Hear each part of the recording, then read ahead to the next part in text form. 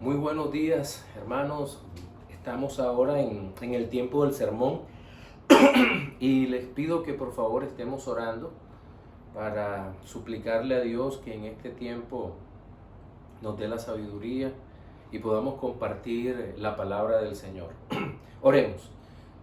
Padre bendito, Padre nuestro que estás en los cielos, te damos las gracias en esta preciosa mañana por la multitud de tus misericordias sobre nuestras vidas, porque eres tú el que nos sostiene, el que nos sustenta y nos da la vida.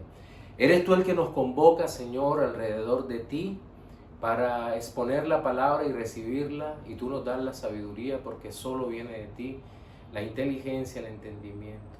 Ayúdanos a proclamar a Cristo, a mostrar a Cristo, Señor, y a que tu palabra produzca el efecto eterno en las almas de los hombres, creyentes y no creyentes, para salvación y para que tú te sigas glorificando en medio nuestro.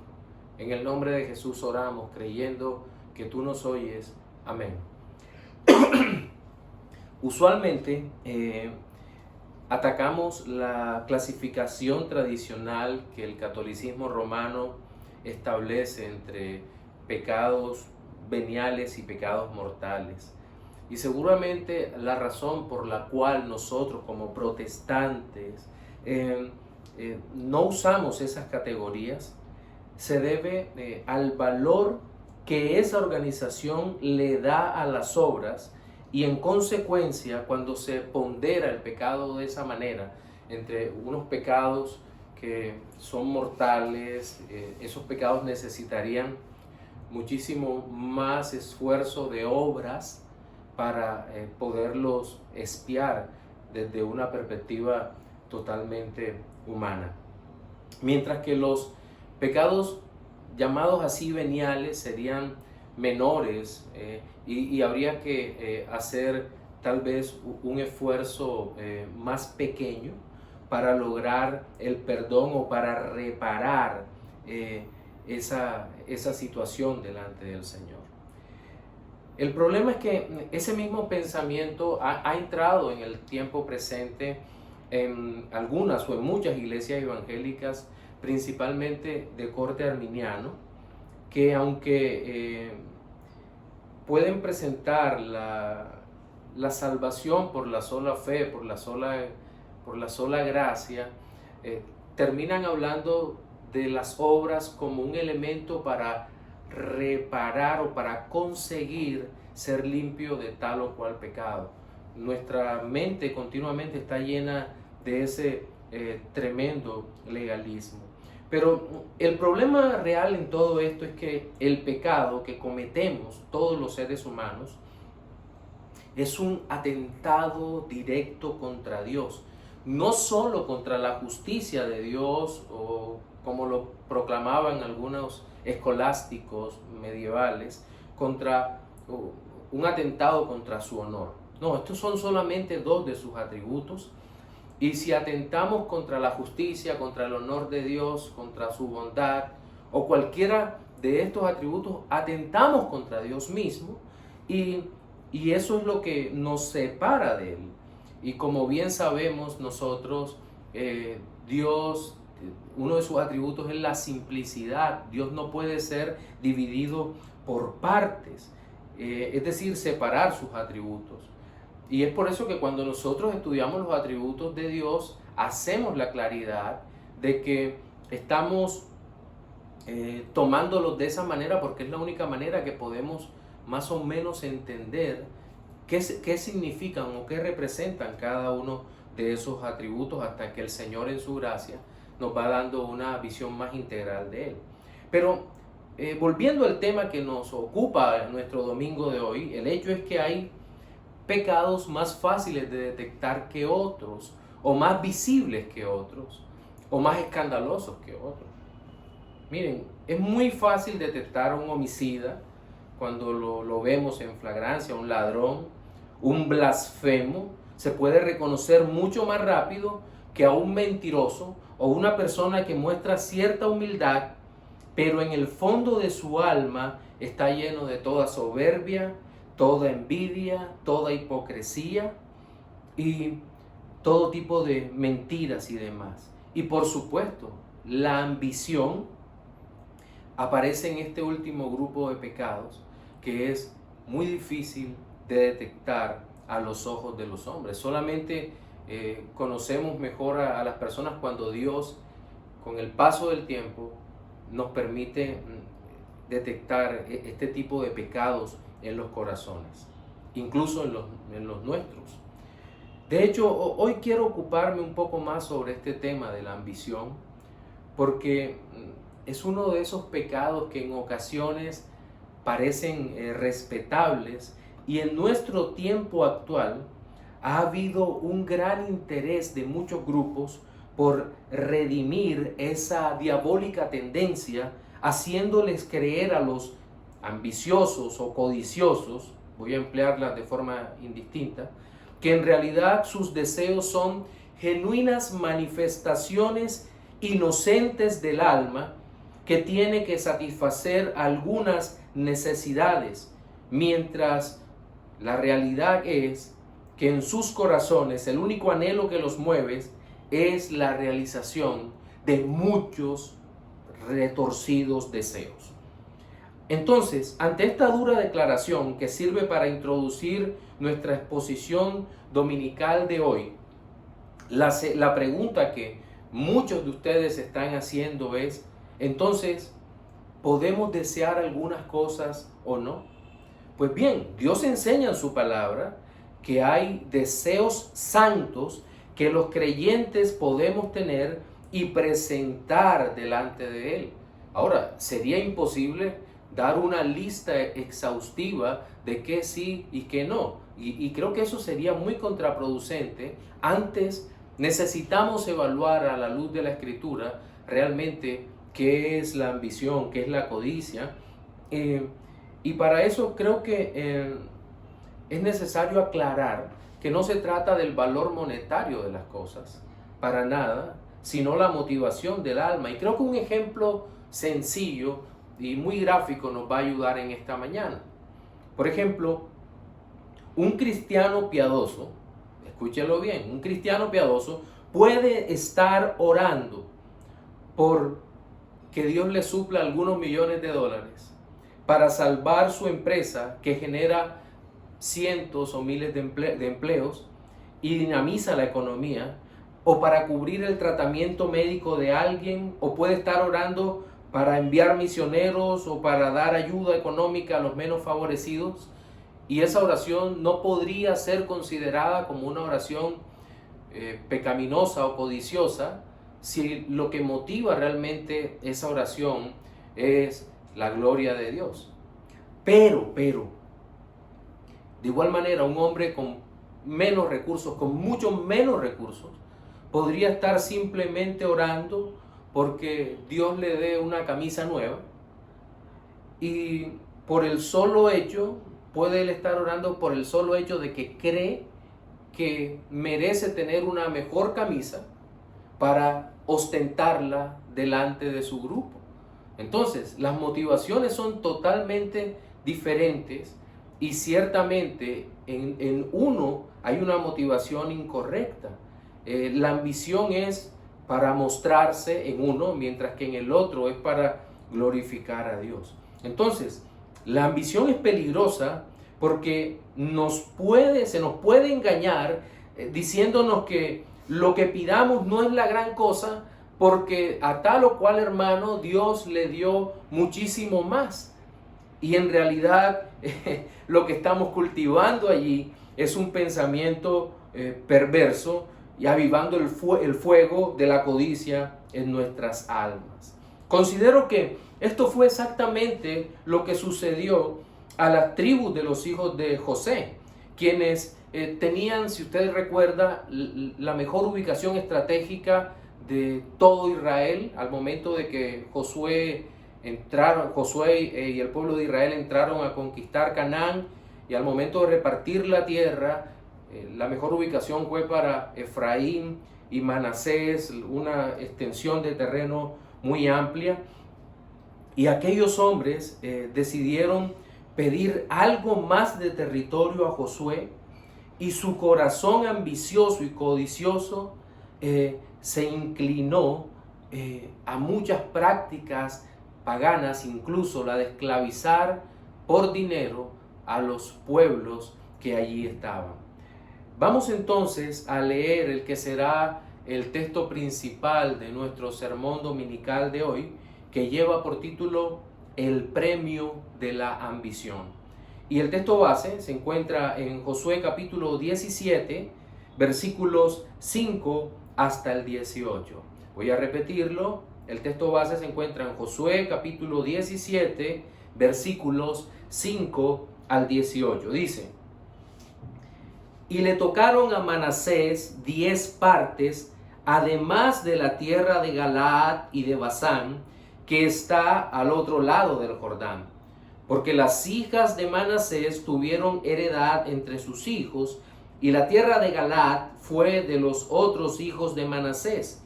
Y fue el territorio de Manasés desde Aser hasta Micmetac, que está enfrente de Siquén, y va al sur hasta los que habitan en Tapúa.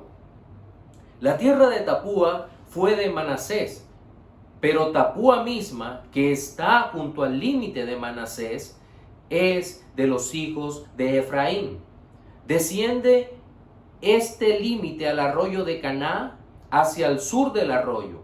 Estas ciudades de Efraín están entre las ciudades de Manasés, y el límite de Manasés es desde el norte del mismo arroyo, y sus salidas son al mar.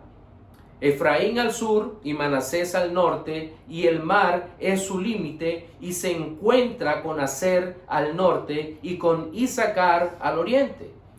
Tuvo también Manasés en Isacar y en Aser a Beth-sean y sus aldeas, a Ibleam y sus aldeas, a los moradores de Dor y sus aldeas, a los moradores de Endor y sus aldeas, a los moradores de Taanac y sus aldeas, y a los moradores de Megiddo y sus aldeas, 3 provincias. Mas los hijos de Manasés no pudieron arrojar a los de aquellas ciudades, y el cananeo persistió en habitar en aquella tierra. Pero cuando los hijos de Israel fueron lo suficientemente fuertes, hicieron tributario al cananeo, mas no lo arrojaron. Y los hijos de José hablaron a Josué diciendo: ¿por qué nos has dado por heredad una sola suerte y una sola parte, siendo nosotros un pueblo tan grande, y que Jehová nos ha bendecido hasta ahora? Y Josué le respondió: si sois pueblo tan grande, subid al bosque y haceos desmontes allí en la tierra de los fereceos y de los refaítas, ya que el monte de Efraín es estrecho para vosotros. Y los hijos de José dijeron: no nos bastará a nosotros este monte, y todos los cananeos que habitan la tierra de la llanura tienen carros cerrados, los que están en Beth-sean y en sus aldeas, y los que están en el valle de Jezreel. Entonces Josué respondió a la casa de José, a Efraín y a Manasés, diciendo: tú eres gran pueblo y tienes gran poder, no tendrás una sola parte, sino que aquel monte será tuyo, pues aunque es bosque, tú lo desmontarás y lo poseerás hasta sus límites más lejanos, porque tú arrojarás al cananeo, aunque tenga carros cerrados y aunque sea fuerte. En el texto que acabamos de leer, observamos en primer lugar la gran extensión territorial que recibieron las tribus de Efraín y Manasés, cuán enorme era su herencia, cuán rica, cuán llena de recursos acuíferos, en fin. Y la razón de ser por la cual habían recibido esta herencia tan grande los hijos de José era por su calidad de primogénito de la mujer amada de Jacob. Pero notamos su ambición, cómo afectó sus almas en este relato. En segundo lugar, y como parte de esa misma codicia, observamos que las decisiones que se toman con la mente enajenada por la ambición son siempre erradas, pues se anteponen los deseos propios a aquellos que glorifican al Señor, y sus efectos en el tiempo siempre serán negativos. Y la última consideración, que será nuestro tercer punto de hoy, es que el alma ambiciosa exige a todos la entrega de aquellos bienes o sus reconocimientos que se consideran suyos propios, pero jamás está dispuesta a luchar en forma legítima por aquellas cosas que ambiciona. Cada uno de estos tres aspectos vamos a mirarlos en nuestro sermón dominical de hoy, e iniciaremos diciendo que el premio de la ambición es el de todo pecado, la muerte. Hemos leído ya desde el versículo 5 hasta el 18, no voy a repetir, pero desde el versículo 5 hasta el 11, yo les decía que ahí aparece la herencia de estas dos tribus. Está mucho más detallada que la que vimos anteriormente. Y ya habíamos dicho que la razón por la cual recibieron una doble porción es porque los primogénitos, el primer nacido, tiene derecho a la mayor cantidad de bienes. Según la tradición antigua, y esto figura en la Biblia, Deuteronomio 21, del 15 al 17, ahora lo vamos a leer, todos los hijos de la familia debían recibir partes iguales de una herencia, pero en el caso del primogénito le correspondía una doble porción. Esta bendición en las Escrituras estaba señalado como un derecho de nacimiento.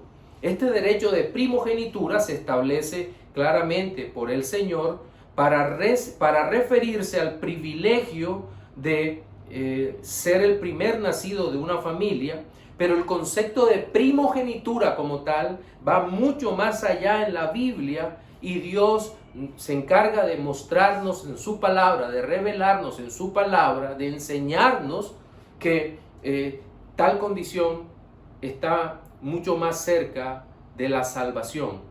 La primogenitura tiene mucha más relación con la salvación, con la comunión con Dios, con la verdadera bendición espiritual. Ahora bien, Efraín y Manasés fueron adoptados por Jacob, y es innegable, como lo hemos dicho, o incontrovertible, que Jacob quiso beneficiar siempre a su amado José, el hijo de Raquel. Y por esa razón toma a sus nietos, los hace suyos y dice: son míos. Ya lo habíamos visto en el sermón pasado, son míos como lo son Rubén, como lo es Simeón, como es Judá, cualquiera de ellos son exactamente iguales, pero José iba a heredar con ellos el doble, iba a recibir la doble porción. Ahora quiero citar, antes de seguir adelante, el capítulo 21 de Deuteronomio, pero voy a leer desde el 15 hasta el 17, que dice: si un hombre tuviere dos mujeres, la una amada, la otra aborrecida, y la amada y la aborrecida le hubieran dado hijos, y el hijo primogénito fuere de la aborrecida, en el día que hiciere heredar a sus hijos lo que tuviere, no podrá dar el derecho de primogenitura al hijo de la amada, con preferencia al hijo de la aborrecida, que es el primogénito. Mas el hijo de la aborrecida reconocerá como primogénito para darle el doble de lo que le correspondiere a cada uno de los demás, porque él es el principio de su vigor y suyo es el derecho de la primogenitura. Antes de continuar, debemos evitar las interpretaciones ligeras que se hacen, porque cuando hablamos de la herencia de los hijos y que el primogénito recibía una doble porción, no significa que el primogénito se quedaba con la mitad de todo y el resto era repartido entre los hermanos. No, sino que la porción que recibía cada uno, el primogénito recibía el doble de esa porción. A eso es lo que se refiere. Entonces, los hijos de José recibieron esa doble porción de tierra, pero de Judá siguió siendo el derecho de primogenitura, como lo hemos visto y como lo vamos a observar a lo largo de toda la escritura, pues a través de la tribu de Judá el Señor proveyó de reyes a Judá, a Israel inicialmente con el segundo rey, empezando con el segundo rey de Israel, que fue el rey David, y luego, después de la división del reino, siguió proveyendo de esa tribu para Judá un rey continuamente. Y según la carne, el Señor nos daría a Jesucristo. Según la carne nos daría a Jesucristo de entre el linaje de Judá. Ahora bien, la herencia de estas tribus, volvamos acá un momento a Efraín y Manasés. Habíamos dicho que estratégicamente estaban en el mejor lugar de Canaán. Tenían arroyos, como leímos en la descripción, en el texto base hace un momento. Era un valle rico en agricultura, también tenía ríos, estaban a ambos lados del Jordán. Y por lo tanto, la queja que llevan estos hombres ante Josué, de verdad que se antoja bastante ambiciosa. De hecho, Keil y Deslish comentan: no había base real para esta queja, por cuanto Efraín solo enumeraba 32.500 hombres y Manasés 52.700. Estos fueron los datos del segundo censo en el tiempo de Moisés, que se encuentra en el libro de Números capítulo 26. Entonces, nosotros lo que estamos viendo es que ellos habían recibido abundante bendición, eran pocos y habían recibido gran cantidad de tierra. Dios había sido muy generoso con ellos en la entrega de todas las promesas que les había dado, en el cumplimiento de las promesas que le había dado. Y aparte de eso, las dos tribus hermanas nacidas de la misma madre estaban muy cerca la una de la otra, y había intercambio entre ciudades. Tapúa, por ejemplo, pertenecía a Efraín, pero estaba en el territorio de Manasés. Y había otros casos similares en donde ciudades de Manasés estaban en territorio de su tribu hermana Efraín. Pero el pecado de la ambición estaba presente, pues es claro que estos hombres estaban reclamando simplemente era más tierra, más territorio, herencia temporal. Creo que se puede observar la diferencia en el corazón, en el pensamiento, en la forma de enfocar la fe de las hijas de Zelofehad, las cuales aparecen descritas también un capítulo antes, unos capítulos antes, en donde estas mujeres piden a Josué tierra, pero heredad, pero con el propósito de adorar, de hacer parte de esa heredad santa que era para Dios, el pueblo que él había apartado para él. Y entonces estas mujeres lo habían entendido, pero estos hombres que tenían la posesión y que iban a heredar, tal vez no lo estaban entendiendo de manera tan clara como aquellas mujeres sí. Y en esta parte del relato ya empezamos a ver cómo afloran las grandes diferencias de los hombres debido al pecado que mora en ellos. Ya en el corazón de estos hombres se empiezan a ver que a pesar de que fueron hombres valientes, ya se notan otro tipo de pecados. Tenían una fuerte tendencia a ser muy, pero muy ambiciosos. Y la paga de ese pecado, como cualquier otro, lo habíamos dicho, es la muerte. Ahora, quiero hacer una primera aplicación en este primer punto. Y es que la ambición es tan común hoy en día, y de hecho, su proclamación pública es aceptada por multitudes que se congregan incluso en iglesias evangélicas y cuyos, entre comillas, ministros son de muchas maneras admirados por las multitudes. Pero por otra parte, una de las doctrinas que menos se predica es la del contentamiento cristiano. Es aquella que nos habla de que debemos estar gozosos con lo que Dios nos da en este mundo. Y es clarísimo que todo lo que tengamos, todas las posesiones que podamos tener, se quedarán en este mundo al momento de pasar el umbral. Pero creo que es mucho más grave cuando el cristiano, el Hijo de Dios, empieza a tener una mente ambiciosa, pensando únicamente en lo material. No estoy diciendo que no pueda pensar en lo material, sino que lo material empieza a ser lo más importante de su vida, y eso es realmente peligroso y terrible para un creyente. Un creyente tiene la posesión más grande en esta tierra y la cual trascenderá hasta la eternidad, y es el don de la salvación, el don de la vida eterna en Cristo. Por lo tanto, es nuestra obligación perseguir la gloria de Dios, buscar la gloria de Dios. Y como dice el texto bíblico, una vez perseguido el reino de Dios y su justicia, las demás cosas serán añadidas. Pero pasemos entonces al segundo aspecto, y es que el premio de la ambición es exigido por el hombre. El premio de la ambición exigido por el hombre siempre depende de la valoración subjetiva, es decir, de lo que creemos merecer. Y ahora sí voy a repasar los versículos del 12 al 14 de este relato que dicen: mas los hijos de Manasés no pudieron arrojar a los de aquellas ciudades, y el cananeo persistió en habitar en aquella tierra.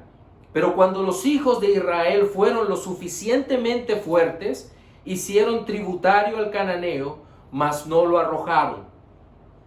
Y los hijos de José hablaron a Josué diciendo: ¿por qué nos has dado por heredad una sola suerte y una sola parte, siendo nosotros un pueblo tan grande y que Jehová nos ha bendecido hasta ahora?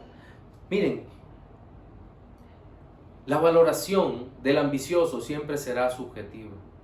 Pero quiero entrar un poco a pensar en esta generación, y luego regresamos a la generación de creyentes que entró a Canaán. Se dice que los hombres de este tiempo, de esta generación, son los más desagradecidos de todos los tiempos. Hombres y mujeres que exigen a los padres cada vez más y a cambio ofrecen menos. Piden atención mientras sus almas y mentes se encuentran con sus amigos en las redes sociales. Piden educación y no están dispuestos a sacrificarse. Piden trabajos, pero no son capaces de empezar de abajo. El problema parece ser que cada ser humano tiene un mayor concepto de sí mismo que el que debe tener.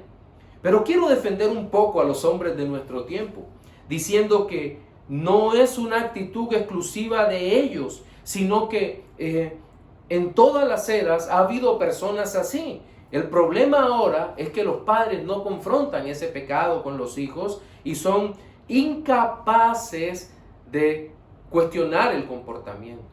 Pero también ese pensamiento de creer que lo merecen todo, es estimulado en todo lugar, en las empresas a través de las charlas motivacionales, o los coach que hablan de tú puedes y tú eres capaz, y en las iglesias también. Es decir, se motiva, se incentiva el valor mundano, el cultivo del egoísmo personal, y todo eso bajo el nombre de levantar la autoestima, promoviendo de esta manera doctrinas que no son bíblicas o enseñanzas que no le hacen bien a la sociedad.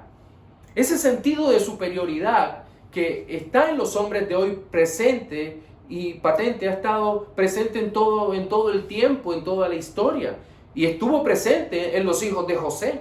Estos hombres, los líderes de las tribus, consideraban el reclamo de un mayor territorio que el que ya tenían como algo justo, pero no querían hacer ningún esfuerzo por obtener aquello que ellos creían que se merecían. Ahora, en el versículo 13, no solo creo que nos confirma de una manera clara hasta dónde puede llegar la codicia, hasta dónde puede cegar los ojos del hombre para que, desobedeciendo a Dios, busque su propio beneficio personal y temporal. En el versículo 13 nos dice que cuando los hijos de Israel fueron suficientemente fuertes, ¿qué hicieron? Arrojaron a los cananeos que les presentaban una muy fuerte oposición. No, dice que los hicieron tributarios. ¿Cuál era su obligación? Dios les había dicho, mira, hay 7 tribus que vas a destruir totalmente, no vas a dejar nada de ellos. Y creo que los fereceos que aparecen aquí pertenecían a ese grupo de personas. Entonces, lo que vemos es que la ambición, el deseo de tener más, superó al deseo por glorificar a Dios. Desobedecieron, haciendo tributarios a estos hombres. Recordemos lo que pasó con Saúl. El profeta Samuel le habla en nombre del Señor a Saúl y dice, mira, creo que eran los amalecitas, les dice, los vas a destruir, no vas a dejar nada. Hombres, mujeres, niños, ganado, todo lo vas a destruir. No vas a dejar porque es lo que el Señor ha dictaminado. Pero ¿qué hizo Saúl? Quiso congraciarse con su pueblo y dejó que tomaran el ganado y dejó vivo al rey. Y seguramente alguno dirá que tanto la actitud de Saúl como la actitud de los hijos de José al dejar vivos a estos grupos es una actitud misericordiosa. Pero ante eso debemos decir no. Desobediencia no es una muestra de misericordia. No podemos ser tan humanistas y caer en ese juego, en esa trampa. Ahora, me llama la atención que al final de este versículo 14, en el versículo 14 hay una especie de reclamos basados en lo que decíamos al principio, en la valoración de lo que creemos que merecemos. El versículo 14 trata de imaginarse esto. Llegan los líderes ante Josué y le dicen, ¿por qué nos has dado una heredad, una sola suerte? No era cierto. Tenían heredades para cada tribu y tenían herencia, ya lo habíamos dicho, de un lado del Jordán y del otro lado del Jordán. A ellos les pareció normal presentarse y decir, nosotros somos un pueblo grande, somos un pueblo bendecido. Es como si les estuvieran quitando algo. Realmente hay un reclamo, hay un reproche. No, ni siquiera es una petición respetuosa. Y nosotros tenemos que ver que ese tipo de episodios son normales. No sé si la palabra normal esté bien en este contexto. Más bien podríamos decir que son comunes dentro del pueblo de Israel en toda su historia. Y lo terrible es que parece ser que también son comunes en nuestro tiempo. Pero estas peticiones nos recuerdan algo parecido a lo que ocurrió en Números capítulo 11. No sé si usted recordará, los extranjeros se unen con un grupo de inconformes israelitas y dicen, no queremos comer carne. Todo el tiempo este maná que es tan menudo ya tiene hastiada nuestra alma, queremos carne. El problema era bastante serio porque también empiezan a comparar el tiempo de la esclavitud y el tiempo de estancia en Egipto con el tiempo de la libertad. Valoraban más lo que le daba su amo opresor a la libertad gloriosa que tenían en el Señor. Y recordamos cuál fue el resultado de todo eso. Fue un resultado realmente terrible y realmente doloroso. Ahora bien, estos hombres reclaman mayor extensión de tierra a los hijos de José, pero la intención del corazón estaba dominada por la codicia. Yo quiero más porque merezco más. somos muy fuertes, el Señor nos ha bendecido. Cuán arrogantes habían sido estos hombres. Entonces, la codicia, el querer más y más, la ambición, siempre descansa sobre un corazón que considera que no es justo o que no son justas todas aquellas cosas de las cuales gozan. Qué tremendo. Quiero hacer una aplicación con varias líneas de reflexión en este segundo punto. En primer lugar, Cristo nuestro Señor frenó la ambición de manera radical en todos los momentos. Ustedes recordarán que un joven rico se acercó delante de él y le preguntó: Señor, ¿qué debo hacer para ser salvo? La palabra de Dios dice que miró a aquel joven y le dijo: los mandamientos, ¿sabes? No adulterarás, no matarás. Sí, todo eso lo he guardado desde mi juventud. Ok, una cosa te falta. Ve, vende todo lo que tienes, dalo a los pobres y luego sígueme. Y aquel hombre tenía un pecado de codicia, amaba sus posesiones más de lo que amaba al Señor, y el resultado es que se alejó del Señor. ¿Se da cuenta? Hay un corazón totalmente apartado de Dios. Alguien decía que este joven era el candidato perfecto para ser evangélico en nuestro tiempo. Un joven con mucho dinero, con muchas posesiones y deseoso de seguir a nuestro Señor, el candidato ideal. No, el Señor le dijo: no, la entrega es total. En otro relato, más exactamente en una parábola muy simple, hablando sobre ese tipo de ambiciones, el Señor habla de que es más fácil que pase un camello por el ojo de una aguja que un rico entre a los reinos del reino de los cielos. El Señor no está condenando la riqueza, porque tuvo discípulos ricos como lo fueron José de Arimatea y tal vez el mismo Nicodemo.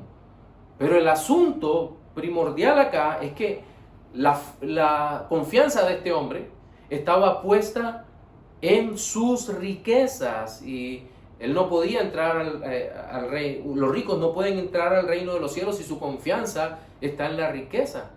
Tampoco los pobres pueden entrar al reino de los cielos si su confianza está en la pobreza. El único que nos hace entrar al reino de los cielos es Cristo. Ni la riqueza ni la pobreza son virtudes que puedan tomarse o anotarse en el libro de cuentas para que nosotros podamos entrar a los cielos. Pero debo preguntar también: ¿qué pensamos sobre nosotros mismos? ¿Cuál es la valoración que hacemos sobre nuestras acciones y qué creemos merecer? Es cierto que tenemos derechos maravillosos que Dios nos ha dado: la vida, la libertad, la fe y algunos otros beneficios que son evidentes en la Escritura, pero el Señor no nos ha dado permiso para que pidamos todo aquello que ambicionamos.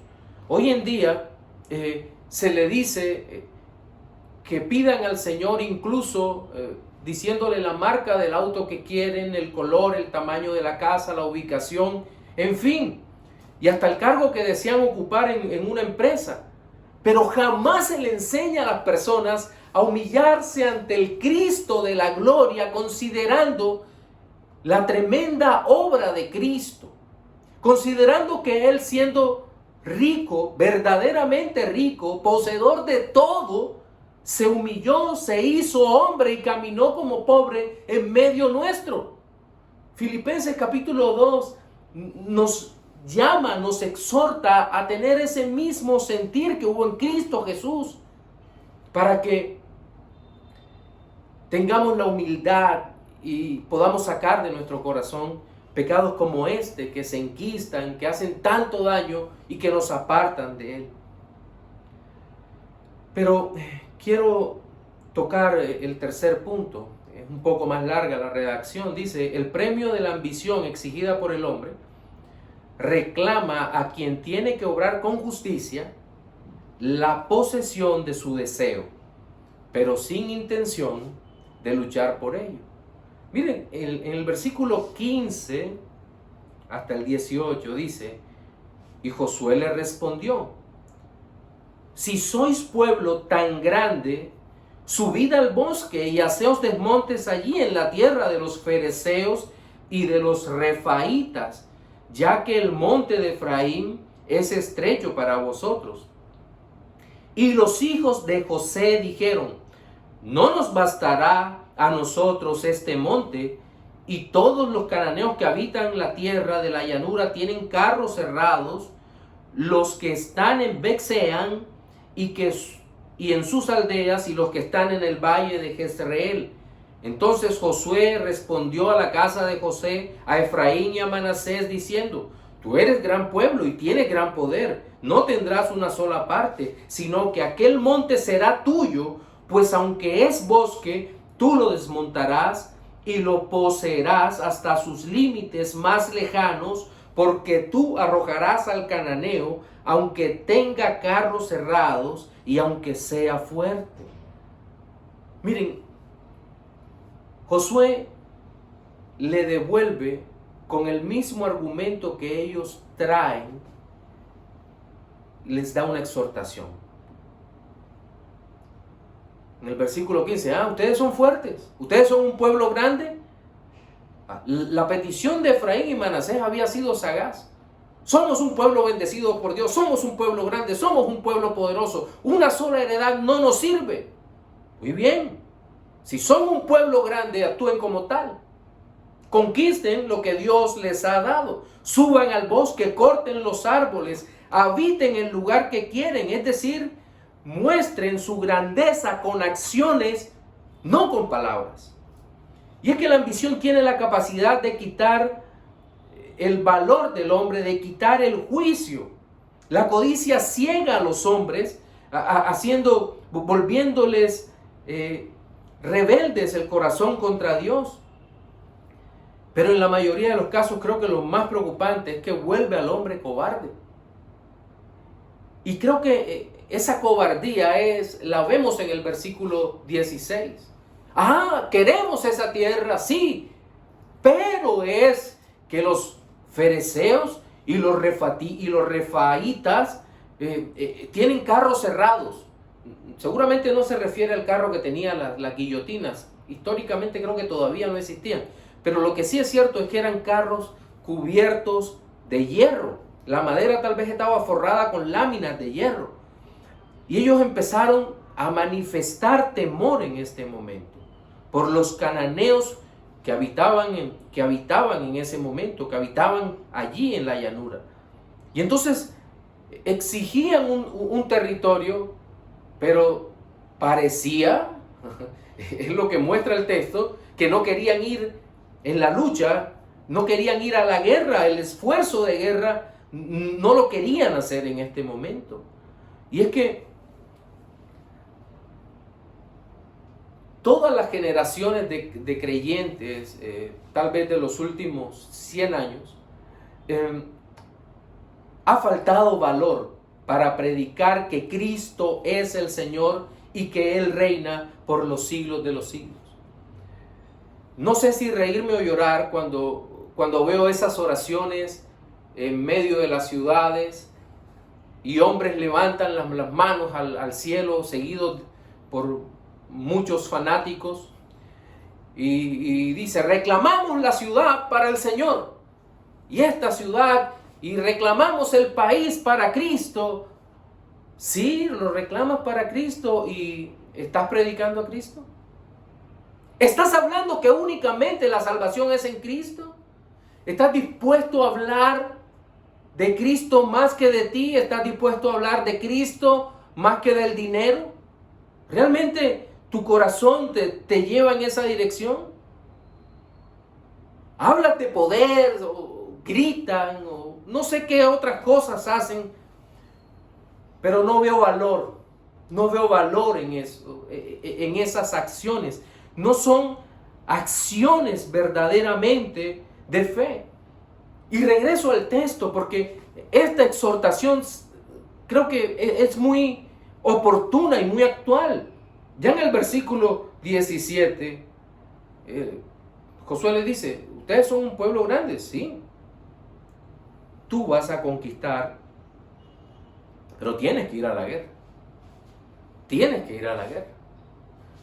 Él no los desanima en ninguna manera. No estamos diciendo que Josué desanima a los suyos. No. Estamos diciendo que les dice, hermanos, sean conscientes de lo que están diciendo, sean coherentes con lo que están diciendo. Si ustedes son eso que creen ser, deberían estar tomando estas acciones de fe. Y el hecho es que nosotros no vemos que hasta ese momento lo estuvieran tomando. Miren, me gusta que en muchos momentos Josué represente tipológicamente al Señor Jesucristo. Y en esta parte no se muestra como un líder paternalista, dulce, que deseaba el establecimiento del reino de Israel, del reino de Dios a cualquier precio. No, sino que entiende que todo tiene que hacerse para la gloria de Dios y de acuerdo a lo que Dios ha ordenado. Y es por eso que hace esta exhortación tan fuerte y envía a las tribus de Efraín y Manasés a terminar la tarea, la labor que el Señor les había dado. Bien, quiero hacer una tercera y última aplicación. Y es que si realmente queremos obtener grandes cosas para Dios y estamos convencidos que su voluntad es que lleguemos a las personas y les hablemos de Cristo, si sabemos que esa es su voluntad, ¿por qué no hacerlo? ¿Por qué no orar y actuando en fe, ir a predicar a Jesucristo? Miren, el evangélico promedio, cualquiera sea su denominación, decreta, declara, confiesa, pero en realidad no vemos valor. No caigamos en eso. Tengamos el valor de proclamar a Cristo y que el reino de los cielos se siga extendiendo para su gloria. Y en esta misma aplicación, nuevamente quiero hacer dos preguntas. La primera es, ¿qué está dispuesto a hacer el no creyente para tener la vida eterna? No se escandalice, ya lo aclaro. Y la segunda, que se encuentra a tono con la primera, ¿qué le exige Dios? La tentación general sobre esta parte es responder diciendo que Dios no le exige nada. Y malinterpretamos la gracia por la cual somos salvos. Repito, somos salvos por la gracia, mediante la fe en Jesucristo. Somos salvos. Eso no tiene ninguna duda. El Señor, ¿qué nos exige al momento de llegar a nuestra vida? Nada. ¿Estás seguro? Nos exige todo. Todo, absolutamente todo de nuestra vida. Una entrega total. Cuando el Señor, al momento de justificarnos por la sola fe, toma nuestra vida. Y todo lo que hagamos es para su servicio. Por lo tanto, Dios exige todo en Jesucristo. Y al tiempo de irnos santificando, Dios también en ese proceso exige todo. Por lo tanto, hay que darlo todo. Ser, sí, menos ambicioso para nosotros mismos, para la obtención de aquellas cosas que nos pueden proporcionar placer temporal, y más dados con el Señor, más generosos con el Señor, con servirle a Él. En nuestro sermón dominical de hoy hemos visto 3 aspectos relacionados con el premio de la ambición. El primero fue el premio de la ambición es el de todo pecado, la muerte. Cubrimos desde el versículo 5 hasta el 11 y comparamos la heredad de los hijos de José con los demás, la cantidad de hombres que tenían ellos con los demás, el lugar que recibieron. En segundo lugar, vimos el premio de la ambición exigido por el hombre siempre depende de la valoración subjetiva, lo que creemos merecer, y pasamos de los versículos 12 al 14. Y en tercer lugar vimos que el premio de la ambición exigida por el hombre reclama a quien tiene que obrar con justicia la posesión de su deseo, pero sin intenciones de luchar por ello. Reflexiones finales para los no creyentes. Seguramente tienes ambiciones personales, pero no deseas a Dios. Y el problema es que sin Dios no tendrás nada. Y no me refiero a las riquezas de este mundo, sino que sin Dios estarás eternamente condenado en la más terrible ruina. La ruina espiritual y definitiva, alejado de Él, alejado de cualquier gozo. Ven a los pies de Cristo, vuélvete a Cristo, arrepiéntete de tus pecados. Pero quiero también hablarle a los creyentes. Y es que, hermanos, no caigamos en la trampa de la ambición carnal. Luchemos por mantenernos en Cristo, que nuestro deseo superior, mayor, sea el ser como Él. Y que todas las cosas del mundo que no le agradan a Él, podamos alejarnos de ellas. Estar en comunión con Cristo continuamente para tener verdadero gozo en todas nuestras vidas. A Él sea la gloria por los siglos de los siglos. Amén. Oremos. Señor, te damos las gracias por este tiempo, por tu palabra. Te pido que te quedes con nosotros. Gracias por este día domingo. Gracias por tu misericordia, por tu poder. Te suplicamos, Señor, que nos llenes de ti, de tu amor, de tu gracia, de tu presencia. En Cristo Jesús oramos. Amén.